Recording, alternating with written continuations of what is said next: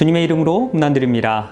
스페인 탐험가 후안 폰세 데 레온은 전설 속에 등장하는 젊음의 샘을 찾던 중 1513년도에 플로리다 반도를 발견하였다라는 학설이 있습니다.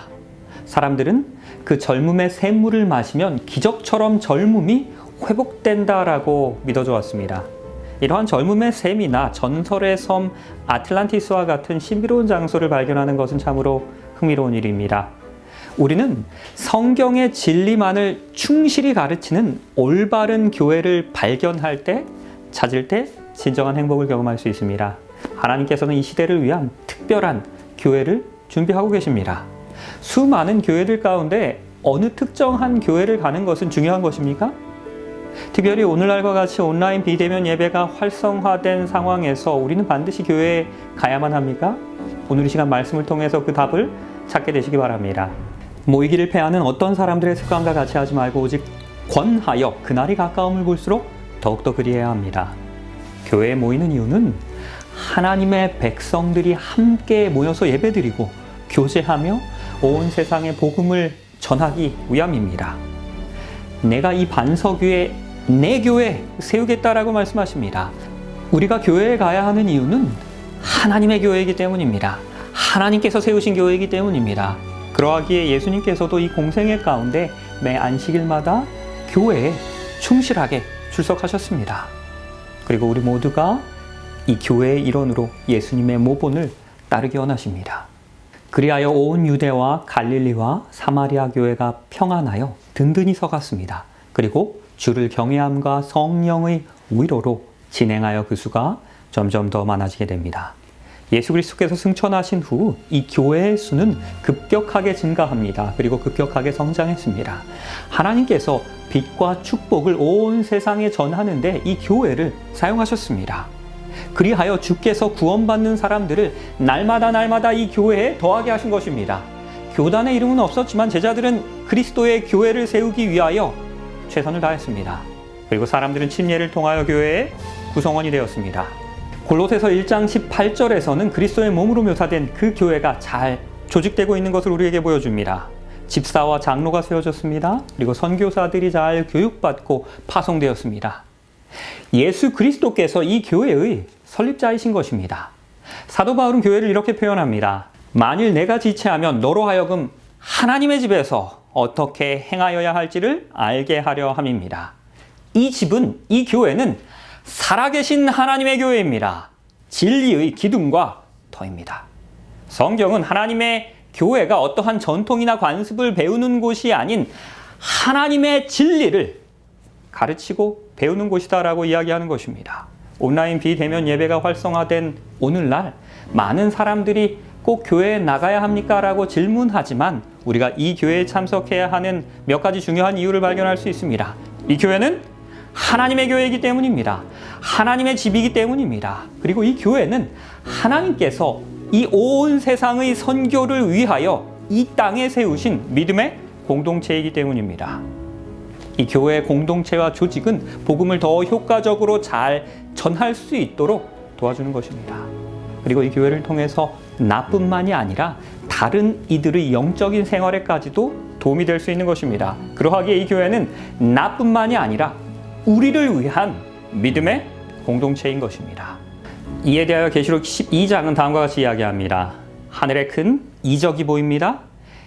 해를 옷 입은 한 여자가 있습니다. 그리고 그 발 아래는 달이 있습니다. 그 머리에는 12별의 면류관이 쓰여졌습니다. 예레미야서 6장 2절에 의하면 이 예언에서 여자는 교회를 상징합니다. 여기서 해는 의의 태양이신 예수 그리스도를 상징합니다. 예수님 안에 이 교회가 거하는 것입니다. 그리고 그 발 아래는 달이 있습니다. 달의 특징은 스스로 그 빛을 내지 못합니다. 해를 반사하는 존재가 바로 달입니다. 마찬가지로 이 교회도 예수 그리스도로부터 받은 그 진리의 빛을 이 온 세상에 반사하는 것이 이 교회의 존재의 이유이며 사명인 것입니다. 이 사명을 효과적으로 수행하도록 세우신 믿음의 공동체가 바로 교회입니다. 마지막 시대의 참된 교회들이 가지는 여러 가지 특징들에 대하여 계시록은 다음과 같이 이야기합니다. 용이 여자에게 분노하여 돌아가서 그 여자의 남은 자손 곧 하나님의 계명을 지키며 예수의 증거를 가진 자들로 더불어 싸우려고 바다 모래 위에 섰습니다. 성도들의 인내가 여기 있습니다. 그들은 하나님의 계명과 예수 그리스도에 대한 믿음을 지키는 자들입니다. 여자로 상징된 이 마지막 교회의 특징은 우리 하나님께 대한 믿음과 순종입니다. 이 특징들은 성경에서 하나님을 신실하게 따르던 이들에게 언제나 볼 수 있었던 것들입니다. 창세기 26장 5절에서는 아브라함에 대해서 내 말을 순종하고 내 명령과 계명과 율례와 법도를 지켰다라고 말씀하십니다.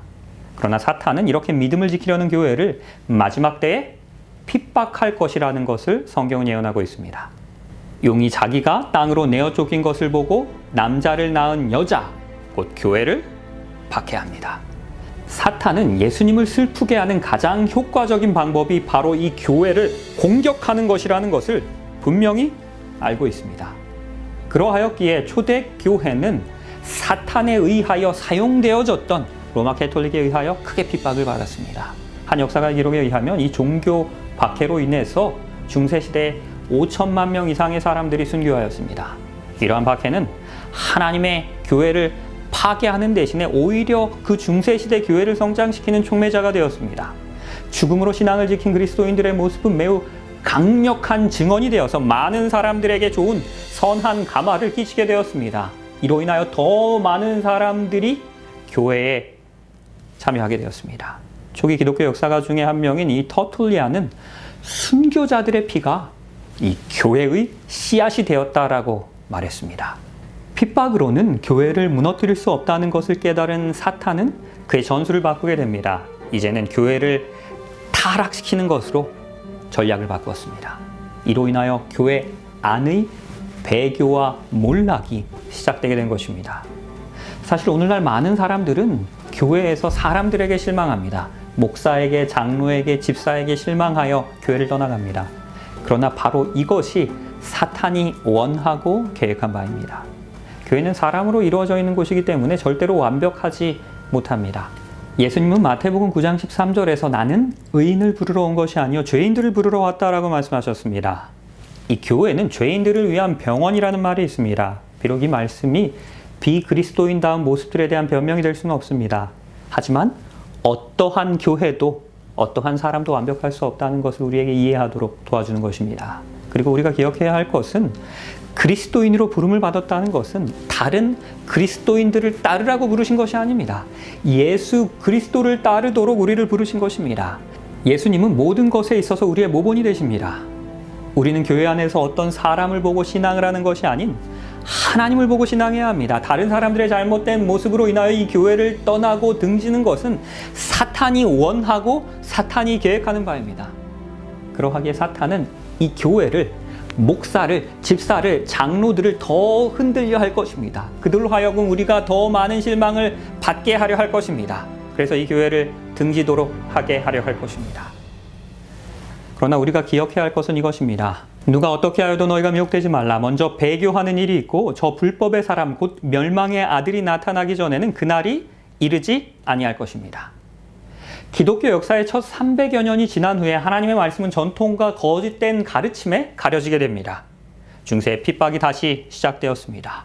교황의 권위에 굴하지 않은 다수의 신실한 그리스도인들은 추방당하거나 죽임을 당하였습니다. 그 여자가 광야로 도망하며 거기서 1260일 동안 그를 양육하기 위하여 하나님께서 예비하신 곳이 있었습니다. 유럽의 많은 지역에서 성경을 믿는 신실한 성도들은 안전하게 신앙을 지킬 수 있는 외딴 황무지로 도망쳐야만 했습니다. 그들은 이렇게 숨어서 여전히 함께 모여 예배드리고 성경을 연구할 수 있었습니다. 그 당시 교회가 존재하기는 했지만 공식적으로 조직된 교회는 아니었습니다. 그 교회는 광야에 있었습니다. 박해와 죽음의 위협을 무릅쓰고 하나님께 충성하는 사람들로 구성되어 있었습니다. 하나님의 교회가 얼마 동안 핍박을 피해서 광야에서 숨죽이며 지내야만 했는지에 대해서 성경은 다음과 같이 예언하고 있었습니다. 그 여자가 큰 독수리의 두 날개를 받아 광야 자기 곳으로 날아가서 거기서 그 뱀의 낯을 피하여 한 때와 두 때와 반 때를 양육함 받게 됩니다. 여기서 때는 유대력으로 360일을 의미합니다. 부 때는 720일이 됩니다. 그리고 반 때는 반년인 180일이 되는 것입니다. 이 세 기간을 모두 합치면 1260일입니다. 그리고 우리가 배운 바대로 에스겔서 4장 6절의 연일 법칙에 의하여 1260년이 되는 것입니다. 이 기간 동안에 하나님의 교회가 광야에 있을 것이다 라고 성경은 예언하고 있는 것입니다. 그리고 이 예언은 완전하게 성취되어서 역사가 되었습니다. 교황권이 통치했던 AD 538년부터 1798년까지 이 교회가 광야에서 은신하였던 것입니다. 중세 종교 암흑기가 맞춰지기 전 이제 종교개혁 운동이 시작되었습니다. 이 성경은 일반 사람들이 읽을 수 있는 언어로 번역되었습니다. 사람들은 복음과 성경 예언들을 이제 이해할 수 있게 되었습니다. 유전과 오류의 어두움이 지나가고 복음의 빛이 밝히 빛나기 시작했습니다. 그 길고 지루했던 광야의 생활로부터 이 교회가 서서히 빠져나오는 과정이 시작된 것입니다. 하나님의 말씀의 빛이 온 세상에 더 밝게 빛나기 시작하면서 초대 교회들이 가르친 그 진리에 기초하여 설립된 교회들이 다시 생겨나기 시작하였습니다. 종교 개혁의 정신이 하나님께서 마지막 때를 위하여 준비하신 남은 교회가 설립될 때까지 이어지게 됩니다. 그 교회는 초대교회의 진리를 회복하는 사명을 가지고 있습니다. 하나님께서 세우시는 이 마지막 교회의 특징은 무엇입니까? 남은 자손, 곧 하나님의 계명을 지키며 예수의 증거를 가진 자들입니다. 여기서 남은 자손은 예수 그리스도의 재림의 때가 임박함에 따라서 우리 하나님의 진리를 드러내는 마지막 교회를 뜻합니다. 하나님께서는 우리가 이 마지막 교회를 구별할 수 있는 몇 가지 분명한 특징들을 주셨습니다. 이 교회는 1798년도 이후에 세워져야 합니다. 한 때와 두 때와 반 때가 지나고 그 1260년간의 교황권의 세력이 맞춰지는 그 1798년까지 광야에 있던 이 교회는 세상에 하나님의 사랑과 진리를 나타내며 등장하게 될 것입니다. 그리고 이 교회는 성경에서 주신 초대교회의 가르침을 그대로 믿는 교회입니다. 커다란 직물의 자투리 부분이 그 원직물과 동일한 색깔과 모양을 가지고 있는 것처럼 이 남은 교회는 초대교회와 동일한 기별을 가르치는 오직 성경만을 외치는 교회일 것입니다. 그리고 이 교회는 전 세계적인 재림운동을 일으킬 것입니다. 하나님의 교회는 마지막 기별을 모든 민족과 종족과 방언과 백성에게 전할 것입니다. 그리고 이 교회는 하나님의 영원한 복음의 기별을 땅끝까지 전할 것입니다. 요한계시록 14장에 있는 영원한 복음은 몇 가지 중요한 내용들을 포함하고 있습니다. 첫 번째는 우리 하나님을 두려워하라는 것입니다. 그리고 그에게 영광을 돌리라는 외침입니다.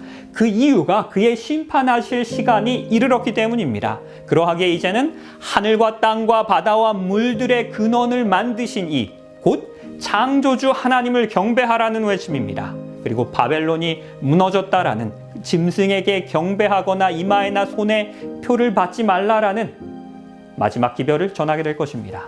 그리고 이 교회는 안식일 준수를 포함한 우리 하나님의 계명을 믿고 지킬 것입니다. 그리고 이 교회는 죽음을 재림 전까지 편히 쉬는 잠으로 가르칠 것입니다. 이 교회는 선지자의 글을 믿고 예언의 은사를 포함한 성령의 선물을 믿을 것입니다. 현재 어떠한 교회에 다니고 계시다면 지금 말씀드린 이런 성서적인 기준을 가지고 내가 올바른 교회에 다니고 있는지 다시 한번 확인하게 되시기 바랍니다. 그리고 어떠한 교회에 다니실 계획이 있다면 이 기준에 근거하여 우리 하나님께서 인정하시는 올바른 교회 찾게 되시기 바랍니다. 세상에는 수많은 교단과 교회들이 있습니다. 그러나 이는 하나님의 뜻이 아닙니다. 몸이 하나요 성령도 한 분이시니 이와 같이 너희가 부르심의 한 소망 안에서 부르심을 받았습니다. 주도 한 분이시고 믿음도 하나요 침례도 하나입니다.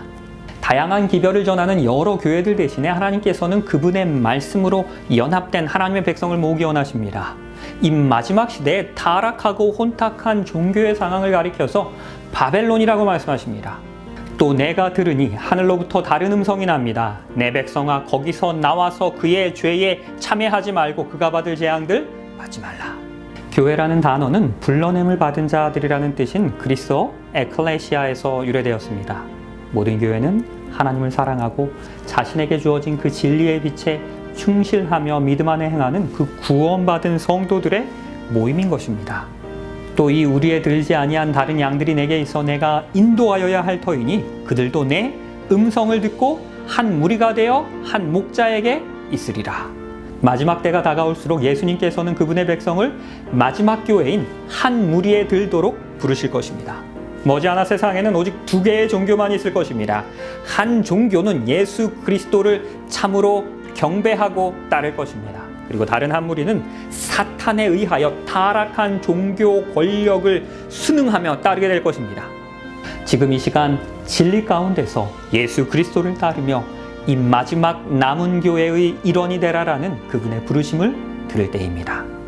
그 부르심에 순종하시는 우리 모두가 되시길 바라면서 오늘 이 시간 말씀을 마치겠습니다.